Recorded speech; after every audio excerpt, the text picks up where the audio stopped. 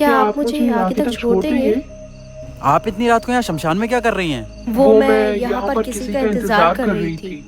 मतलब? वो सब आप छोड़ो, आप मुझे बता दो, आप मुझे आगे तक छोड़ दोगे या नहीं? हाँ हाँ ठीक है। वैसे आपने बताया नहीं, आप यहाँ शमशान में क्या कर रहे थे? इंतजार। मगर किसका? मेरे पति का। अपने पति का? आपके पति मर गए हैं क्या? नहीं, मरी तो मैं हूँ।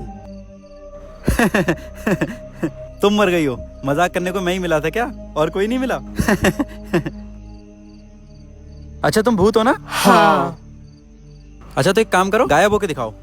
किसने कहा कि भूत गायब होते हैं? होते हैं मैम, होते हैं।